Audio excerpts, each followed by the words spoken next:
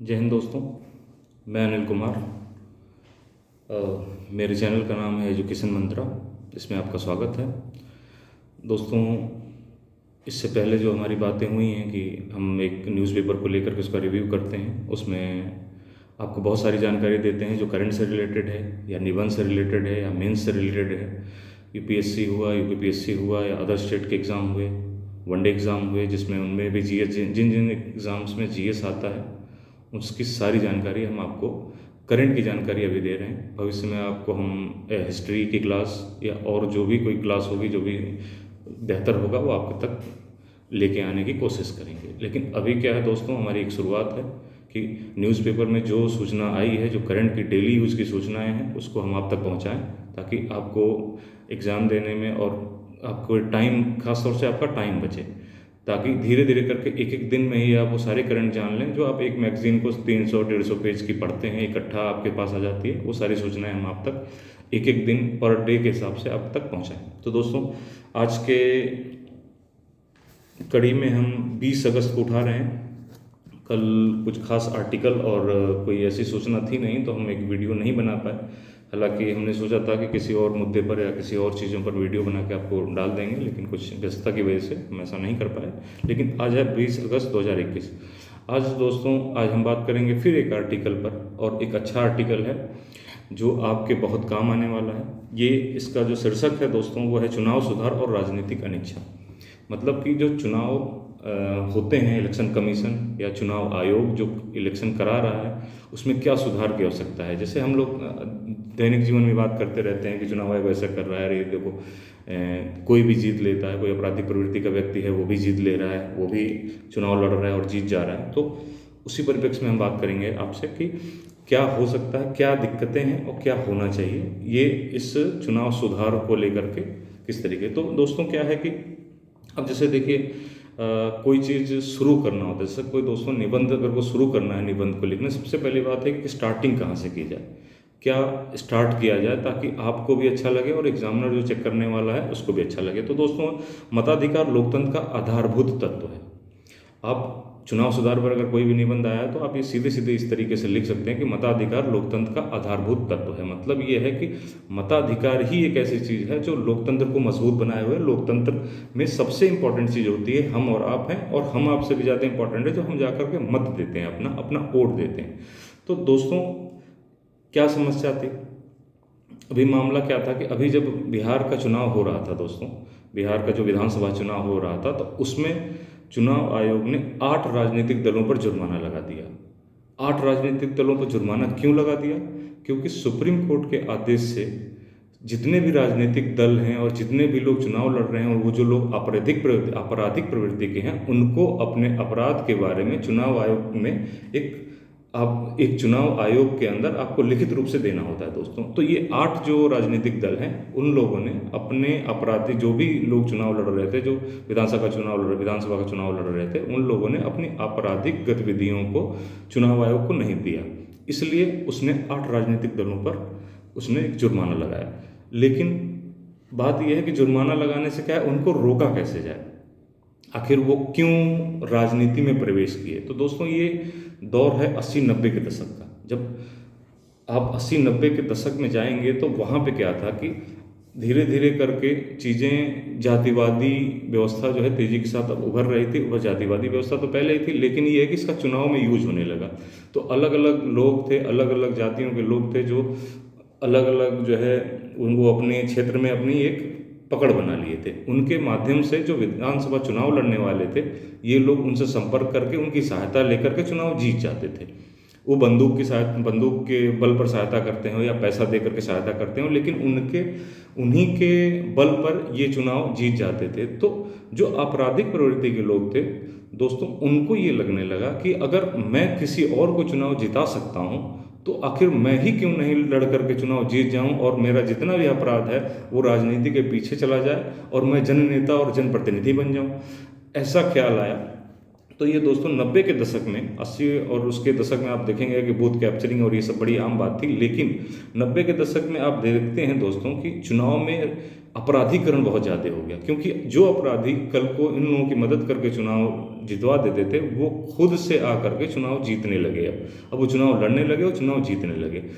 तो धीरे धीरे करके अब दोस्तों सीधी सी बात है कि जब कोई आपराधिक प्रवृत्ति का व्यक्ति चुनाव लड़ेगा और चुनाव जीतेगा और संबंधित विधानसभा और संबंधित आपका लोकसभा में पहुंचेगा, तो वो किस तरीके नियम कानून बनाएगा और किस तरीके से जनता की सेवा करेगा, ये आप बहुत भली भांति समझ सकते हैं। तो एक मुद्दा ये था। दूसरी चीज़ क्या है दोस्तों कि जब ये चीज़ें होने लगी तो अब आपको ये बता दें कि जैसे होता क्या है कि हमें आपको ये लगता है कि नई नई चीज़ें सुधार हो गया है या सुधार खत्म हो गया, अब तो कोई ऐसी बात नहीं रही, सब अपराधी घट गए हैं और उनको नहीं होता। तो मैं आपको एक डेटा यहाँ पर इसी के माध्यम से बताना चाहूँगा। इसमें बहुत ज़्यादा तो आपको नहीं बताऊँगा, बहुत सारी चीज़ें हैं। ये सब चीज़ें निबंध में लिखने में आपका निबंध या आपका जो भी कंटेंट होता है दोस्तों, वो बहुत ही मजबूत हो जाता है और बहुत देखने में और पढ़ने में, दोनों में ही आपकी विद्वता, आपकी जानकारी एग्जामिनर को पता चलती है। तो आप ये चीज़ गौर करिए दोस्तों कि 2004 के मुकाबले, यानी कि 2004 में जितने भी अपराधी जो चुनाव लड़ रहे थे, वो 2019 में 82% अधिक सांसद आपराधिक पृष्ठभूमि के हुए। मतलब क्या है कि 2004 में हमें ऐसा लगता है कि शायद अब अपराधी कम हो गए होंगे, लेकिन ऐसा दोस्तों नहीं है। आपका 82% अधिक, यानी 2004 के मुकाबले 2019 के अंदर 82% अधिक आपराधिक लोग चुनाव लड़े। ठीक, इससे पहले भी बहुत सारी चीज़ें हैं तो वो परसेंटेज में है, लेकिन चूंकि हमें लिखना है तो ये लेटेस्ट है, 2019 का डाटा है, जो कि हमारा पिछला जो चुनाव लोकसभा का हुआ है 2019 में ही हुआ है। तो हम इस चीज़ को यहाँ पे कोट कर सकते हैं। ठीक है दोस्तों, तो जो भी अब क्या था दोस्तों कि चूंकि नियम बनाने का मेन काम व्यवस्थापिका यानी कि लोकसभा और राज्य में विधानसभा का है, उसमें चूंकि यही लोग बैठे होते हैं, इसलिए कोई ऐसा नियम ये बनने ही नहीं देते जो इनके ऊपर लागू होता। कि मान लीजिए कोई बैन लगाने की बात हो कि जो जिस पे अपराध का है उसको बैन लगा दिया, तो ऐसी चीज़ों को मैनिपुलेट कर देते हैं, ले देके सुप्रीम कोर्ट के आदेश से। सुप्रीम कोर्ट अगर कोई आदेश देता है, जैसे सुप्रीम कोर्ट का ये आदेश है कि जितने भी आपराधिक प्रवृत्ति के लोग चुनाव लड़ रहे हैं उनको चुनाव आयोग में लिखित रूप से उसको शामिल करना है, लिखित रूप से देना है। तो ये सुप्रीम कोर्ट का आदेश था जिसके मार्फत हुआ, ना कि विधानसभा में या किसी जगह पे ऐसा कोई नियम बनाया या चुनाव इलेक्शन कमीशन ने किसी कर पाया इस पर। अब दोस्तों क्या होता है कि अब इसमें सुधार भी हुए, ऐसा नहीं कि सुधार नहीं हुए हों, बहुत सारे सुधार की रिकमेंडेशन आई हैं, बहुत ज़्यादा कोशिश की गई कि क्या हो। तो हुआ क्या कि सुधार में क्या किया जा सकता है, ये लागू तो नहीं है, बट ये कि सुधार में क्या किया जा सकता है इसके बारे में बात हुई। बहुत सारे आयोग बने जिन्होंने सुधार दिया, तो उनमें से कुछ चीज़ों को बताते हैं आपको, जो आपको भविष्य में निबंध लिखने में या कोई ऐसी चीज़ कोई एग्ज़ाम में आंसर लिखने में आपको मदद मिलेगी। तो क्या था, विधानसभा और लोकसभा के उम्मीदवार जो भी थे उनके लिए कह दिया गया कि इनके लिए न्यूनतम स्नातक जो है यानी ग्रेजुएशन न्यूनतम रख दिया जाए, कि जो व्यक्ति ग्रेजुएट है वही सिर्फ चुनाव लड़ सकता है। एक सुधार के रूप में ये किया जा सकता है जिससे जो है पढ़े लिखे वर्ग जो है आकर के चुनाव लड़ेंगे। ऐसे ही दोस्तों क्या है कि दूसरी बात क्या कह गई कि जैसे क्या होता है कि हम लोग जो एग्ज़ाम देते हैं इसमें ये कह दिया जाता है ना कि ग्रेजुएट होना चाहिए और उसके पास ये अर्हता होनी चाहिए कि इतने साल से कम ना हो, इससे ज़्यादा ना हो, तो हम अपने एग्ज़ाम देते हैं और हम अपना परीक्षाएं दे करके पास होकर के संबंधित नौकरी ले पाते हैं।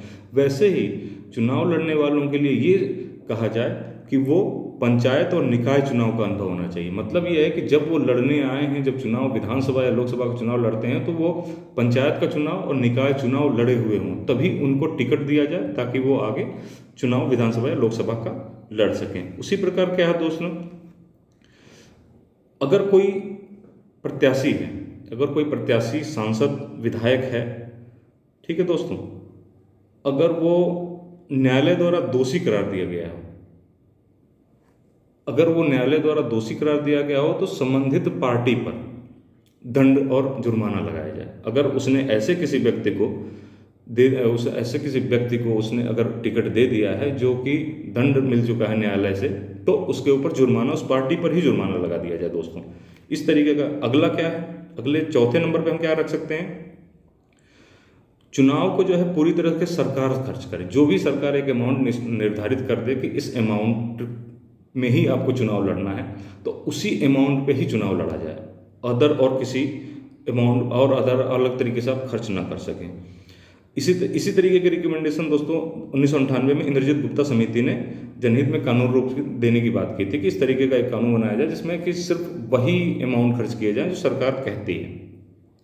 चुनावी अगला क्या है, पांचवा दोस्तों, चुनावी हलफनामे में फर्जी सूचनाएं पाई जाए। अगर चुनावी हलफनामे में, जो कि मैंने अभी इससे पहले बोला कि सुप्रीम कोर्ट ने आदेश दिया था कि आप जो है अपने जो आपराधिक जितने भी विवरण हैं उसको आप लिखित रूप से देंगे, तो अगर वो गलत विवरण देते हैं आप, अगर आप गलत विवरण देते हैं तो प्रत्याशी को आजीवन प्रतिबंध की बात की गई कि उस प्रत्याशी को आजीवन प्रतिबंध लगा दिया जाए, वो कभी चुनाव लड़ ही ना सके दोस्तों।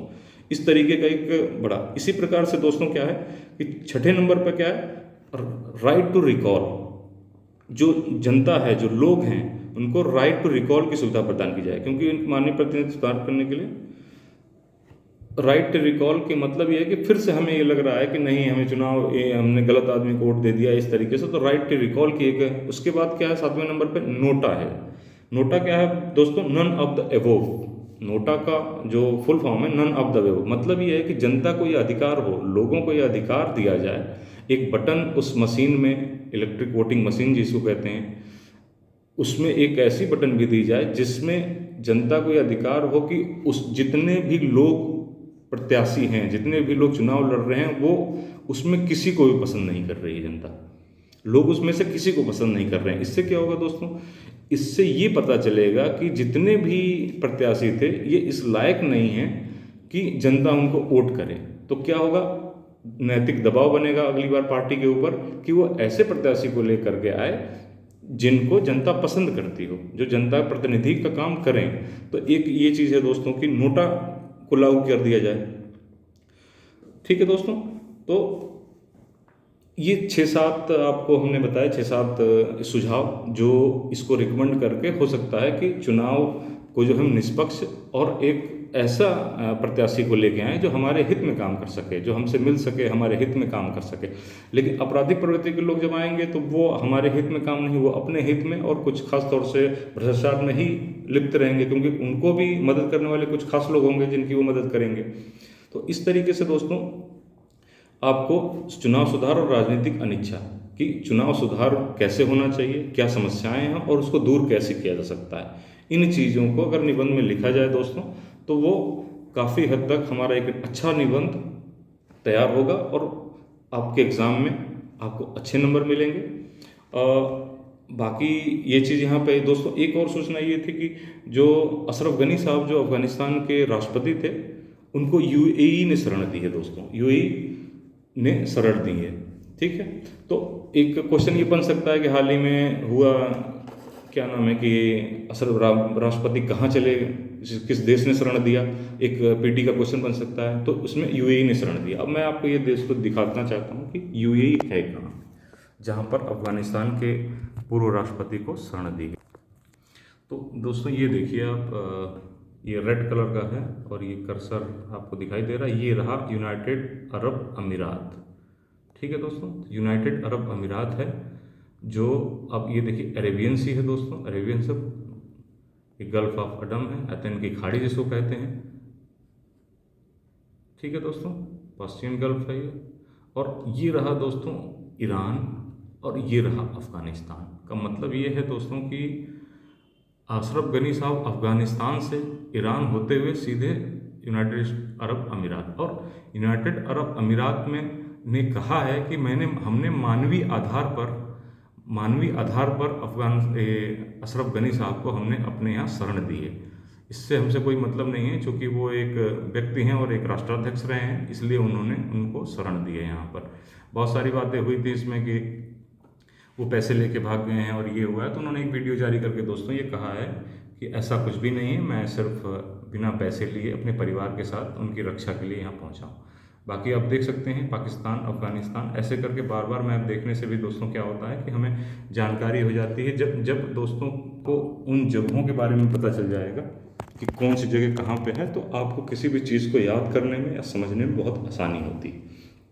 तो ठीक है दोस्तों, आज के लिए इतना ही। आप हमारे चैनल को सब्सक्राइब ज़रूर करें, आगे जो भी अपने ग्रुप्स हैं उसमें आगे बढ़ाएं, हमें भी हौसला मिले ताकि हम और आपको अच्छी अच्छी जानकारियाँ आपके तक प्रस्तुत करें।